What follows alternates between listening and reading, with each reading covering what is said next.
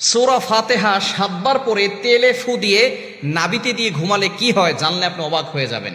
সূরা ফাতিহার ভিতরে কিন্তু শেফা রয়েছে। আল্লাহ পাক রব্বুল আলামিন এই কোরআনুল কারীমের ভিতরে শেফা দিয়ে দিয়েছেন। আল্লাহ পাক রব্বুল আলামিন নিজেই বলে দিয়েছেন ১৫ নম্বর পারা ৯ নম্বর পৃষ্ঠার ২ নম্বর লাইন সূরা বানী ইসরাঈলের 82 নম্বর আয়াতে আল্লাহ বলছেন, ওয়ানুনাজ্জিলু মিনাল কুরআনি মা হুয়া শিফাউন ওয়া রাহমাতুল লিল মুমিনিন। আমি আল্লাহ তাআলা এই কোরআনের ভিতরে মুমিনদের জন্য শেফা এবং রহমত রেখেছি। আল্লাহ পাক রব্বুল আলামিন মুমিনদের জন্য এই কোরআনটাকে শেফা স্বরূপ রহমত স্বরূপ নাজিল করে দিয়েছেন। সুতরাং সূরা ফাতিহার ভিতরে শেফা রয়েছে। সূরা ফাতিহার ভিতরে কিন্তু শিফা মিন কুল্লি দা, সকল রোগের ওষুধ আছে। সূরা ফাতিহাকে বলা হয় উম্মুল কোরআন, কোরআনের মা বলা হয়। সুবহানাল্লাহ বিহামদি। অর্থাৎ কোরআনের ভিতরে যা কিছু আছে তার মূল সারাংশ আল্লাহ তাআলা সূরাতুল ফাতিহার ভিতরে ঢুকিয়ে দিয়েছেন। সূরা ফাতিহার ভিতরে অনেক শেফা রয়েছে। এবং তেল খুবই গুরুত্বপূর্ণ একটি বিষয়। আমাদের পেটের ভিতরে অনেক সমস্যা থাকে, অনেকে কুফরি জাদু করে। সুতরাং সূরা ফাতিহার ভিতরে শেফা আছে। আপনি তেলের ভিতরে আয়ুর্বেদ শাস্ত্র যারা আছে, চিকিৎসা বিজ্ঞান, তারা বলছে তেলের ভিতরে নারকেল তেলটা ব্যবহার করবেন, তাহলে বেশি উপকার পাবেন। এবং অন্যান্য তেল ব্যবহার করতে পারেন, তবে নারিকেল তেলে বেশি উপকার পাওয়া যায়।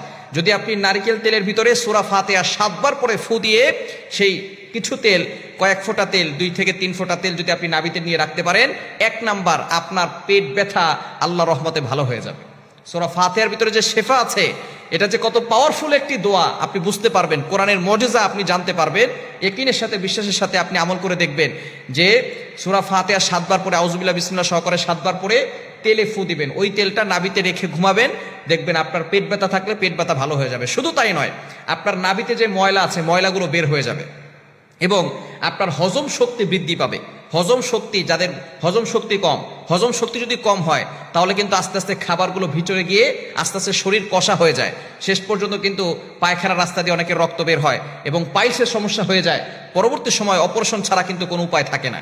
এজন্য হজম শক্তি যাদের কম, এই তেলটা যদি পানিতে সূরা ফাতিহা পরে ৭ বার পরে তেলে ফু দিয়ে সেটা যদি নাভিতে রাখা হয়, এভাবে ঘুমালে দেখবেন আপনার হজম শক্তি বৃদ্ধি পাবে।